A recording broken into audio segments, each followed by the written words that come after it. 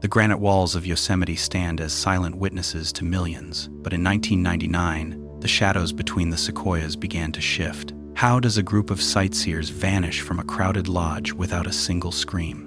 Why did a massive FBI search overlook the man holding the keys to every cabin? Beyond the postcard vistas lies a darker truth about a local who knew the backcountry better than the rangers. Join us as we step off the marked paths and into the cedar groves to uncover how a helpful handyman became the apex predator of the high Sierras. The Vanished at Cedar Lodge. The winter of 1999 brought a biting chill to the Sierra Nevada mountains, trapping the scent of damp pine and wet granite in the narrow corridors of the Merced River Canyon. Just outside the official boundary of Yosemite National Park sits El Portal, a small community that serves as a gateway for millions of tourists. It is a place where the towering cliffs seem to lean in, creating a sense of isolation even when the parking lots are full. Among the rustic accommodations in this rugged terrain is the Cedar Lodge, a sprawling complex that promises a cozy refuge from the wilderness. In mid-February, 3 travelers arrived at the lodge with visions of breathtaking vistas and ancient trees. Carol Sund, a 42-year-old mother from Eureka, California, was accompanied by her 15-year-old daughter, Julie, and their 16-year-old exchange student friend from Argentina, Silvina Palazzo. They were seasoned travelers, yet they were outsiders to the specific labyrinthine geography of the Yosemite backcountry. They checked into room 509, a standard mountain rental that should have been a safe harbor. On the evening of February 15, the trio ate dinner at the lodge restaurant. Witnesses recalled seeing them relaxed and happy, planning their next day of sightseeing. They returned to their room, and then the narrative of their lives simply stopped. There were no reports of screams. No guests in the adjacent rooms heard the sounds of a struggle. No one saw a forced entry. When the maid arrived to clean the room the following day, the beds were rumpled and their belongings were still inside. But the women in their rental car, a bright red Pontiac Grand Prix, had evaporated into the mountain mist. The initial response was a mix of confusion and mounting dread. In a park as vast as Yosemite, people go missing every year. They slip on icy trails, they succumb to hypothermia, or they lose their way in the dense fog. But 3 people in a vehicle do not typically vanish without leaving a single trace on the asphalt. The FBI launched one of the largest search and rescue operations in the history of the National Park Service. Hundreds of agents, rangers, and volunteers combed the steep embankments and searched the frigid depths of the Merced River. They utilized thermal imaging and bloodhounds, yet the wilderness remained stubbornly silent. As days turned into weeks, the atmosphere in El Portal shifted from concern to a suffocating paranoia. The investigation began to focus on the locals. The canyon was home to a transient population of seasonal workers, high country hikers, and people who preferred the anonymity of the woods. Suspicion fell on a group of men known for drug use and erratic behavior in the area. The authorities believed that a crime of this magnitude must have been the work of a violent gang or a sophisticated kidnapping ring. They interrogated anyone with a criminal record, looking for a monster that fit a specific, jagged profile. During this time, the staff at Cedar Lodge remained under the microscope. Among them was a 37-year-old handyman named Cary Stainer. He was a quiet, unassuming man with a shock of dark hair and a polite demeanor. He had lived at the lodge for some time and was known for his technical skills and his deep, almost obsessive knowledge of the surrounding trails. When agents interviewed him, he was cooperative. He stayed calm. He offered no reason for suspicion. He was viewed as just another face in the background of a bustling tourist hub, an invisible part of the lodge infrastructure. The silence was finally broken in March, more than a month after the disappearance. A hiker discovered a charred vehicle hidden deep in the woods of Tuolumne County, miles away from the lodge. The car had been driven down a remote logging road, tucked under a canopy of trees, and set ablaze with such intensity that the metal was warped. Inside the trunk, investigators found the remains of Carol Sund and Silvina Palazzo. The discovery turned a missing persons case into a gruesome homicide investigation, but it raised more questions than it answered. Where was Julie Sund, and how could someone navigate a heavy rental car so deep into the treacherous, snowy backcountry without getting stuck or spotted? The killer had managed to bypass every checkpoint and avoid every patrol. This was not the work of a panicked amateur or a disorganized group. It was the work of someone who understood the rhythm of the forest. They knew which roads were unpatrolled at night. They knew where the shadows were deepest and where the sound of the river would drown out the noise of an engine. The perpetrator was moving through the park with a level of comfort that suggested he did not see the wilderness as a threat, but as an accomplice. While the FBI continued to squeeze local suspects for information, a haunting development occurred. A hand-drawn map was mailed to the authorities. It was precise, showing a specific location near Lake Don Pedro. Following the lines on that macabre drawing, rangers located the remains of Julie Sund. The killer was now taunting the investigators, proving that he could lead them exactly where he wanted them to go. He was a phantom who lived in the light but functioned in the dark, watching the frantic search from the very place it began. The terror was not over. The investigators were looking for a monster in the fringes of society, failing to realize that the man they were searching for was likely the one who had fixed the leaky faucet in room 509 just days before the world fell apart. The predator was not a stranger to the trails. He was the one who walked them every single day. The red herrings and the shadow man.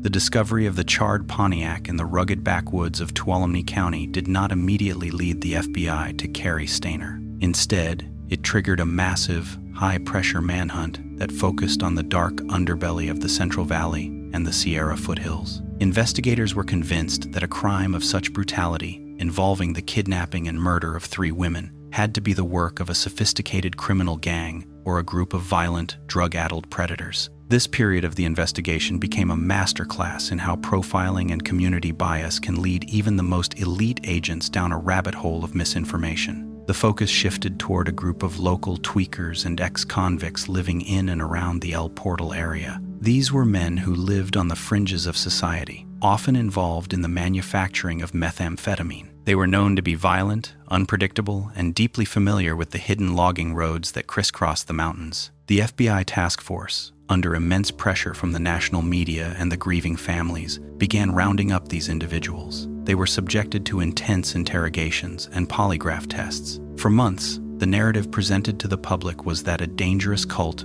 or a loosely knit pack of killers had targeted the Sund family. One name that surfaced repeatedly in the early investigation was Michael Larwick. He was a local with a violent criminal history who had been seen in the vicinity of the Cedar Lodge. Along with his half-brother, Eugene Dykes, Larwick became a primary focus of the FBI. Agents spent thousands of hours trying to tie these men to the red Pontiac. They believed they had their monsters. The theory was that the women had been intercepted on the road, taken to a remote location, and held captive before being murdered. This theory was fueled by the tough guy personas of the suspects, who often bragged about their capacity for violence to gain status within their social circles. While the FBI was squeezing these suspects, the real killer was living a life of quiet mundanity just feet away from the initial crime scene. Cary Stayner continued his duties as a handyman at the Cedar Lodge. He painted walls, fixed plumbing, and greeted guests with a polite, if somewhat vacant, smile. He was the shadow man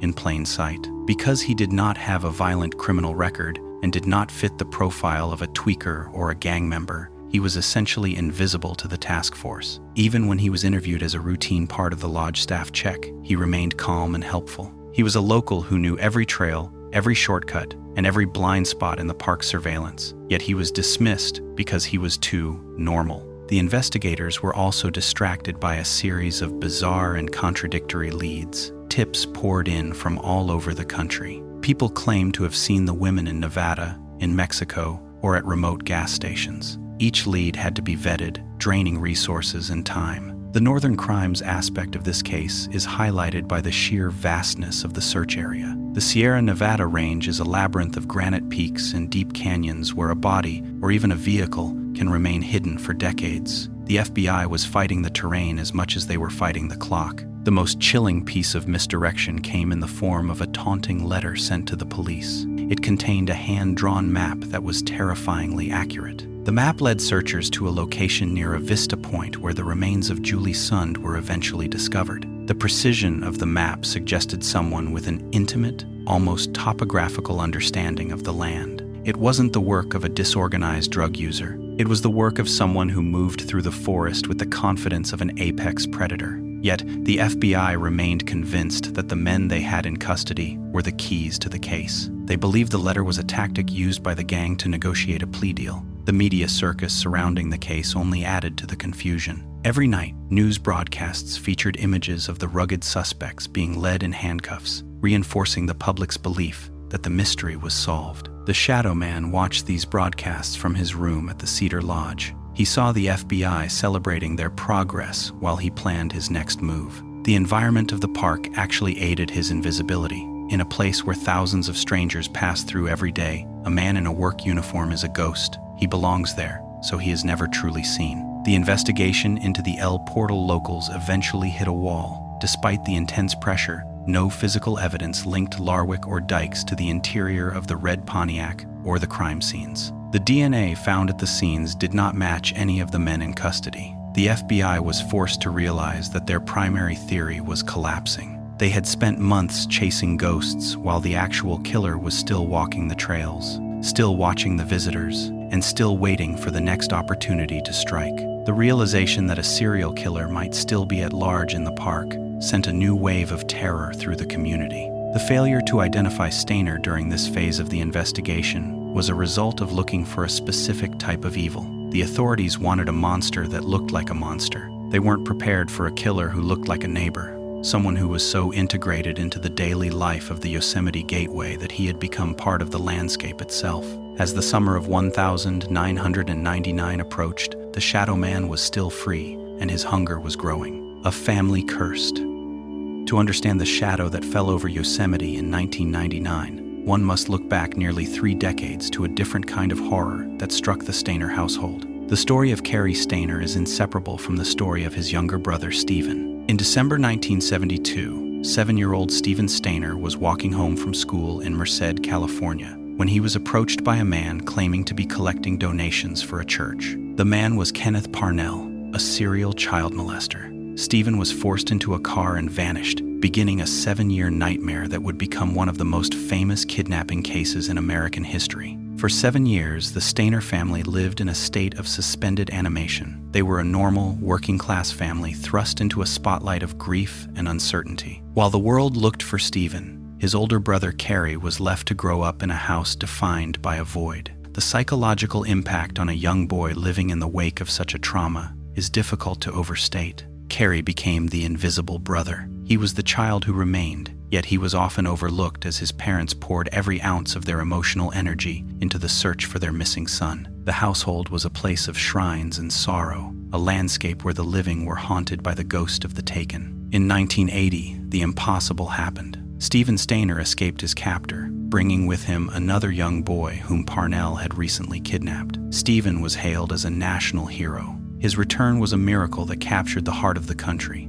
leading to a television movie titled, I Know My First Name is Stephen. But the hero's return brought its own set of complications. Stephen had been raised for 7 years by a monster. He struggled with the transition back to a normal life, and the family dynamic was permanently fractured. Cary, who had spent his adolescence in the shadow of a missing brother, now spent his adulthood in the shadow of a famous one. The tension within the family was palpable. While Stephen was the center of media attention, Cary remained on the periphery. He was a talented artist and a capable worker, but he lacked the miracle status of his sibling. Friends and acquaintances from that time recalled Cary as being increasingly withdrawn. He seemed to harbor a quiet, simmering resentment that he masked with a polite exterior. The Northern Crimes narrative often explores how isolation in the wilderness reflects the isolation within the human mind. In Cary's case, the vast, empty spaces of the Sierra Nevada mirrored the emotional vacuum of his upbringing. Tragedy struck the family again in 1989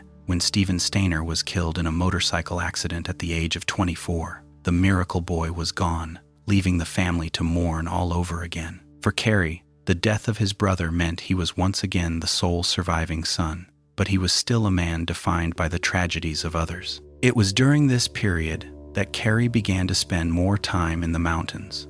He sought solace in the rugged terrain of Yosemite, a place where the scale of the granite walls made human problems seem insignificant. He became a fixture in the park, working various service jobs and learning the intricate network of trails that most tourists never see. Psychologists who later examined Cary Stayner noted that he had been harboring dark fantasies since his early teens. He claimed that the kidnapping of his brother had broken something inside him. He felt a deep sense of inadequacy and a desire for control that he could not achieve in his public life. He began to view the wilderness not just as a refuge, but as a theater where he could act out these impulses without witness. The dense forests of the north became his accomplice. He realized that in the woods, a man could be whoever he wanted to be. He could be a helpful handyman by day and a predator by night. The dichotomy of the two brothers is one of the most haunting aspects of this case. One brother was a victim who became a savior, and the other was a witness who became a monster. Cary's knowledge of the park was not just a hobby, it was a survival mechanism. He knew where the park rangers went for coffee, where the radio dead zones were, and which fire roads were left unbolted during the off-season. He was a part of the Yosemite ecosystem. He watched the families who came to the park to heal, much like his own family had tried to do, and he felt a cold detachment from their joy. As the years passed, Cary's fantasies began to demand reality. He had lived through the ultimate true crime story in his own home, and he had seen how easily a person could be snatched from the sidewalk. He understood the mechanics of abduction better than almost anyone. When he moved into the Cedar Lodge as a full-time employee, he was perfectly positioned. He had the keys, he had the knowledge, and he had the invisibility afforded to him by his traumatic family history. People looked at him and saw the brother of Stephen Stayner, a man who had already suffered enough. They never suspected that the suffering had merely been a prelude to his own descent into darkness. The curse of the Stayner family was not just the kidnapping or the accidental death. It was the lingering, quiet rot of a mind that had been shaped by trauma and left to fester in the lonely stretches of the California high country. By the time 1999 arrived, Cary Stayner was no longer just a bystander in a tragedy. He was ready to write his own ending, one that would stain the granite of Yosemite forever. The Predator in Uniform. The Cedar Lodge in El Portal is a place designed for transitions. It is where travelers shake off the dust of the highway before entering the cathedral of the Yosemite Valley. For Cary Stayner, the lodge was more than a workplace. It was a tactical vantage point. As the resident handyman, he possessed a level of access that was both total and unremarkable. He carried a heavy ring of master keys that could open the door to any room, any utility closet, and any storage shed on the property. In the eyes of the guests, he was a utility. He was the man you called when the heater rattled or the faucet dripped. He was part of the background noise of their vacation. Stayner's daily routine gave him an intimate understanding of the lodge's vulnerabilities. He knew which rooms had the best views and, more importantly, which ones were the most secluded. He observed the patterns of the housekeeping staff and the rhythm of the front desk. He noticed which guests were traveling alone and which groups seemed the most distracted by the grandeur of the scenery. This was a form of predatory reconnaissance conducted under the guise of maintenance. While he painted trim or cleared brush, he was cataloging the habits of his potential victims.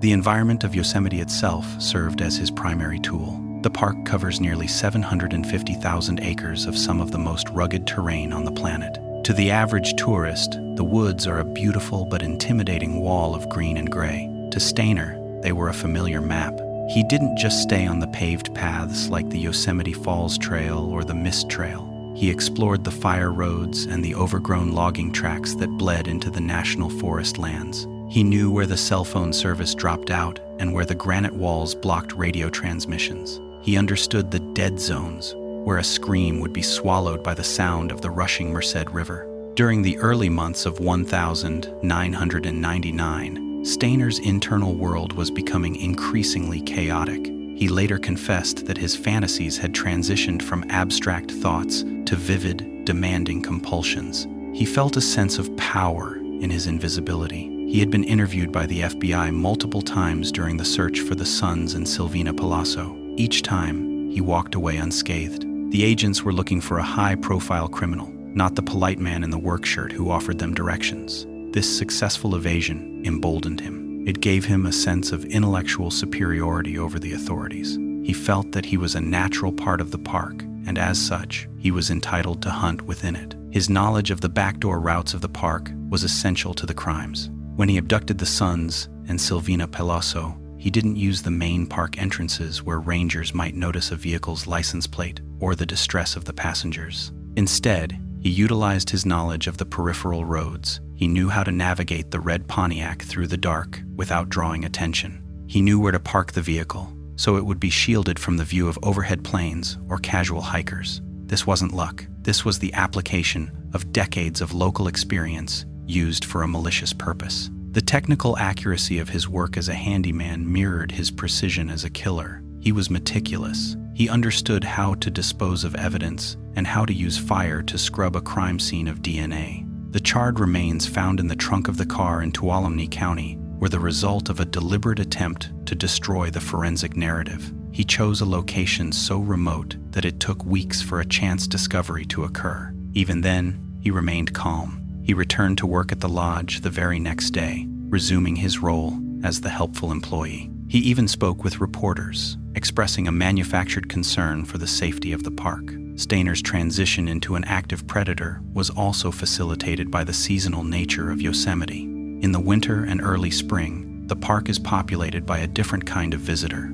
It is quieter and more atmospheric. The fog hangs low in the valley, and the crowds are thin. This provided Stainer with the cover of nature that he required. He could move between the lodge and the deep woods without being noticed by the summer throngs. He was a creature of the off-season, a time when the wilderness feels more ancient and less guarded. The tragedy of the invisible predator is that he was exactly who he claimed to be. He was a man who loved the park. He spoke of its beauty with a genuine, if twisted, reverence. He viewed himself as a guardian of the secret places within the Sierras. In his mind, his crimes were almost a ritualistic part of his connection to the land. This psychological displacement allowed him to maintain his normal persona at the lodge while harboring a monster within. He was a man in uniform, a symbol of service and safety, who had turned the very sanctuary he maintained into a slaughterhouse. As the investigation into the Sund case stalled,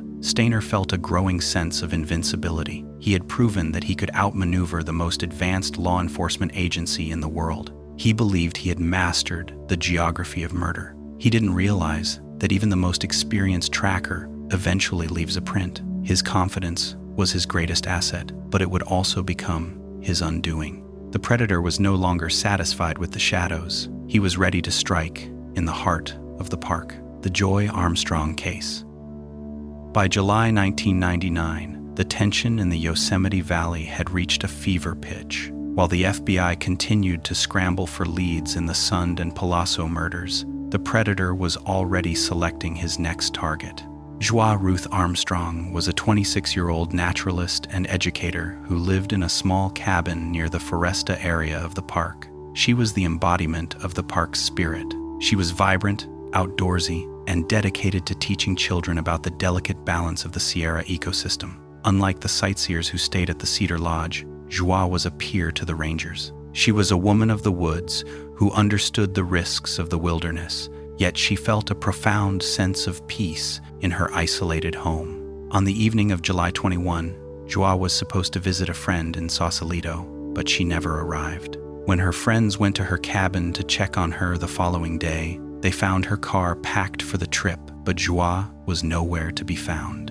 A search party quickly discovered a horrific scene just a short distance from her home. Joie had been brutally murdered. The nature of the crime was different from the previous killings. It was impulsive, savage, and lacked the clinical detachment of the Sund abductions. This escalation signaled a man who was no longer in control of his compulsions. He was no longer hiding behind the meticulous planning of a handyman. He was unraveling. However, in his haste and increasing frenzy, Stainer made his first critical mistake. Joy was a fighter. The struggle at the cabin had been significant, and in the chaos, Stainer left behind a trail of physical evidence that he could not simply burn away. More importantly, witnesses had spotted a peculiar vehicle in the Foresta area around the time of the disappearance. It was an older blue International Scout, a rugged and distinctive utility vehicle that stood out even in a park full of four-wheel drives. The discovery of Joie Armstrong's body changed the trajectory of the entire investigation. The FBI, still smarting from their failure to catch the Sund killer, moved with unprecedented speed. They realized the pattern was shifting. They began canvassing the employee housing and local residences, with a new sense of urgency. When they ran a check on vehicles matching the description of the Blue Scout, a name popped up that had been in their files months earlier: Cary Stayner. The investigators returned to the Cedar Lodge, but Stayner was gone. He had sensed the net closing in. He fled the park, driving his scout toward the coast. He eventually checked into a nudist colony in Laguna del Sol, near Sacramento. It was a bizarre choice for a hideout, but perhaps it was a final attempt to strip away the uniform he had worn for so long. On the 24th of July, 1999, law enforcement located the Blue Scout in the parking lot of the resort. Stayner was taken into custody without a struggle. The initial interrogation was unlike anything the agents expected. Stayner did not play games. He did not ask for a lawyer immediately. Instead, he seemed almost relieved to speak. In a calm, flat voice that chilled the veteran investigators, he confessed not only to the murder of Joao Armstrong, but also to the killings of Carol Sund, Julie Sund, and Silvina Pelosso. He described the crimes with the technical detail of a man explaining a plumbing repair. He spoke of his voices and a lifelong obsession with killing women. The most disturbing revelation was his familiarity with the landscape. He explained how he had used his knowledge of the park's blind spots to move the women, and how he had specifically chosen the location for the charred car because he knew the fire patrol routes. He had been playing a game with the rangers on a board only he could see. The invisible man was finally speaking, and the reality was far more terrifying than the theories of drug gangs or cults. He was a local who had used his intimate connection to the land to betray the very people who came there to admire it. The capture of Stayner brought a wave of relief to the Sierra Nevada, but it was accompanied by a deep, communal guilt. He had been there all along. He had been the man holding the door open, the man fixing the lights, and the man answering questions about the best trails to hike. The predator hadn't been a stranger lurking in the bushes. He was a neighbor who knew exactly where the shadows were deepest. The confession in the forest.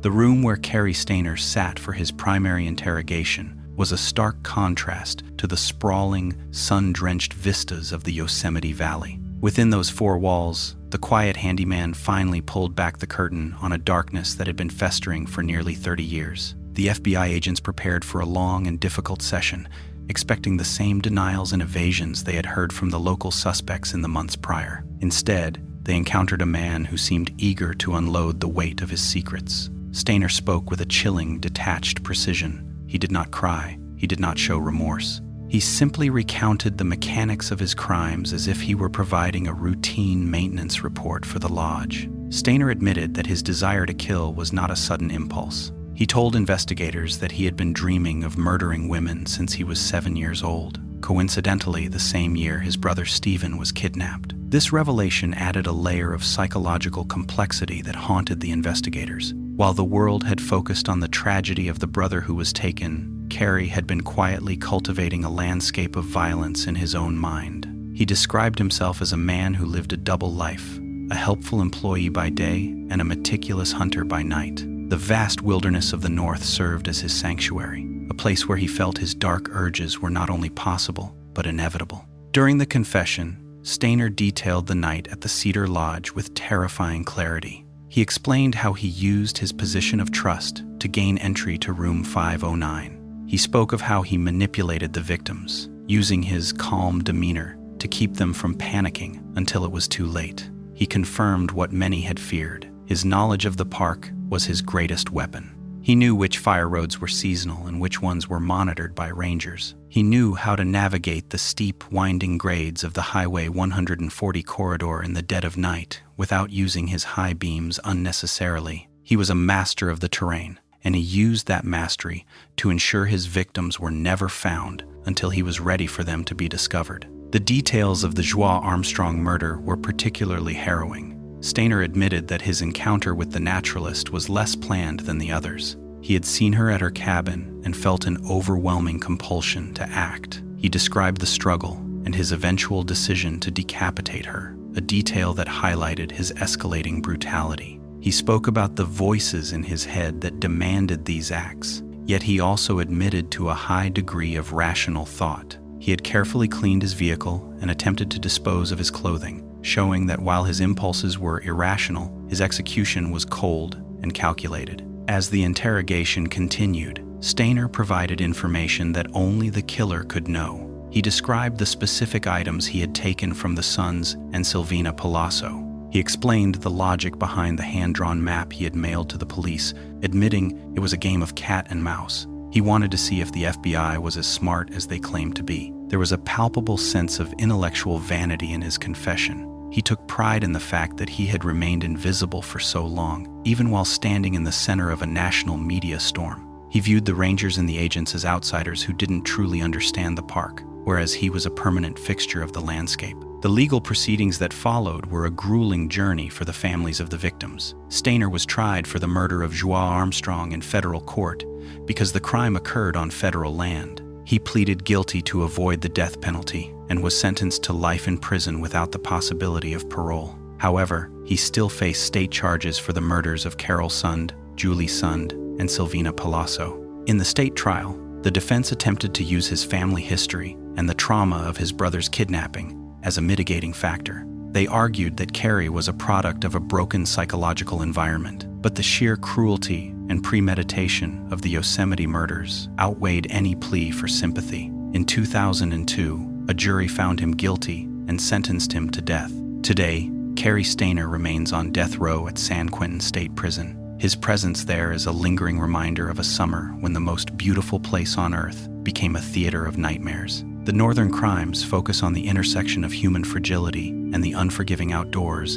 is perfectly encapsulated in this case. Yosemite did not create Cary Stayner, but it provided him with the perfect theater for his crimes. The granite walls and deep forests offered him the anonymity he needed to transform from a quiet handyman into a historic predator. The case also left a permanent mark on the National Park Service. It changed how security is handled in remote tourist hubs and served as a tragic reminder that the greatest dangers in the wilderness are not always the mountain lions or the steep cliffs. Sometimes, the danger is the person who holds the map, the person who knows the trails better than anyone, and the person who greets you with a smile as you check into your room. The silence of the Yosemite High Country remains, but for those who remember 1999, that silence will always carry the echo of the names of 4 women who never made it home. The mystery of Cary Stayner is not in what he did, but in how he managed to stay hidden in plain sight. He was a local who was part of the scenery, a man who became a ghost in the very place he called home. As the wind whistles through the pines of El Portal, the story of the Yosemite murderer remains a chilling testament to the fact that some monsters don't hide in the woods. They walk among us, holding the keys to the kingdom. The granite cathedrals of Yosemite have regained their quiet, but for those who know the history of these trails, the wind through the pines carries a different weight. We often look to the wilderness for peace, assuming that the dangers of the modern world stop at the park gates. The story of Cary Stayner serves as a chilling reminder that the most formidable predators are not the ones with claws and fur, but the ones who can look you in the eye and offer a helping hand. Was Cary Stayner a product of his family's tragic history, or was the darkness always there, waiting for the isolation of the mountains to give it room to grow? While he remains on death row, the questions continue to hang over the valley like a morning mist. In a park that covers nearly 1,200 square miles, are there other secrets still buried beneath the cedar needles? The trails have been cleared, the lodge rooms have been repainted, and the seasonal staff continues to cycle through the gateway towns. But as the sun sets over Half Dome, casting long, jagged shadows across the Merced River, one cannot help but look twice at the stranger on the path. The wilderness is a place of immense beauty, but it is also a place where it is dangerously easy to become invisible.